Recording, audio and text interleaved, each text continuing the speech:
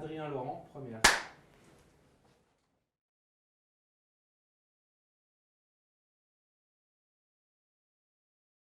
Alors Adrien Laurent, je suis maître de conférence en sciences de gestion et du management à l'université Paris-Dauphine, spécialisé en théorie des organisations et plus spécifiquement sur l'économie sociale et solidaire.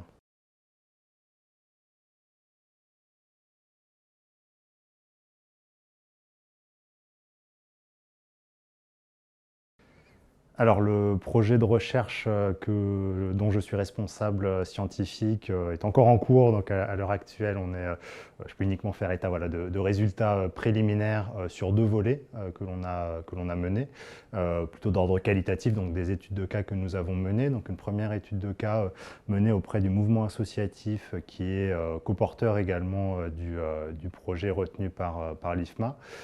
Qui en fait vient analyser les évolutions récentes qu'a mises en place le mouvement associatif dans sa structuration interne, dans ses missions également, et qu'on analyse en fait à l'aune de la théorie des méta-organisations, c'est-à-dire voilà, comment est-ce qu'on peut comprendre les spécificités de cette organisation mouvement associatif qui vise à fédérer, à représenter l'ensemble du monde associatif, et on montre voilà, au terme de ce travail l'intérêt que représentent certaines initiatives en termes de représentativité du mouvement associatif qui s'est historiquement structuré autour de coordination associative, le médico-social, le culturel, le sportif, etc. etc.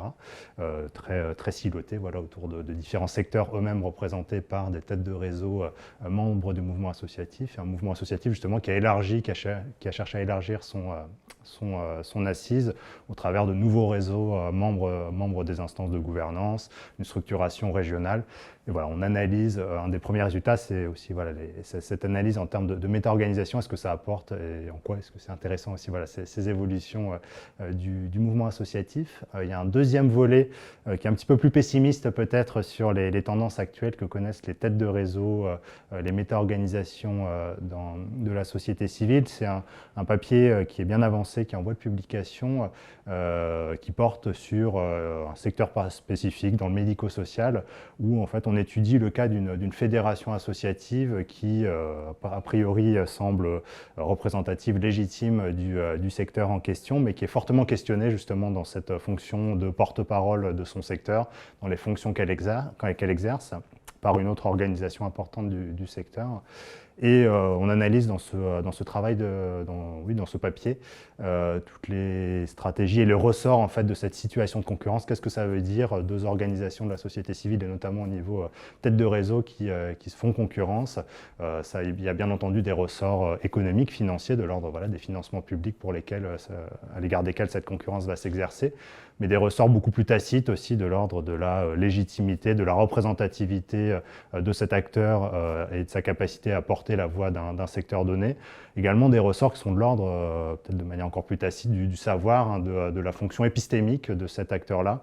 Dans quelle mesure est-ce que le savoir qui est produit par cette tête de réseau est reconnu comme légitime, pertinent pour le secteur, pour l'évolution des pratiques des professionnels. Et on voit que la concurrence, ça se joue aussi beaucoup là-dessus. Et puis peut-être un dernier point sur ce deuxième volet, c'est de montrer à quel point la concurrence entre acteurs associatifs de manière large, et plus spécifiquement au niveau tête de réseau, n'est pas quelque chose de naturel, de spontané, et que c'est aussi très largement le fruit en fait, d'une organisation réglementaire, tutélaire, liée à l'État, au mode d'action de l'État, qui aussi organise en fait cette concurrence-là par des appels à projets, par une structuration réglementaire aussi d'un secteur qui va être porteur de ces tensions concurrentielles dans le secteur associatif. Voilà peut-être deux résultats préliminaires.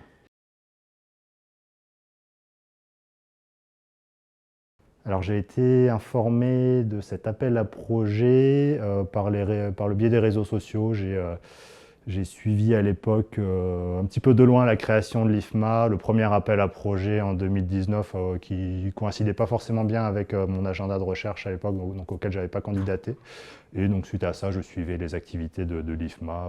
Je pense que oui, c'est par le biais des réseaux sociaux que j'en ai pris connaissance. Ouais.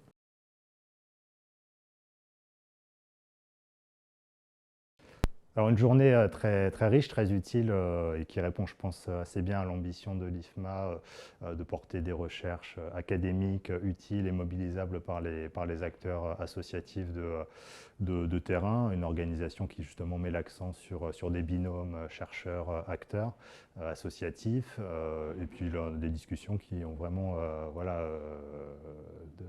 concrétisé cette ambition-là, des échanges très, très, très, très riches. Donc très, très heureux de cette journée et de cette possibilité de faire encore une fois dialoguer questionnement de terrain associatif et recherche académique.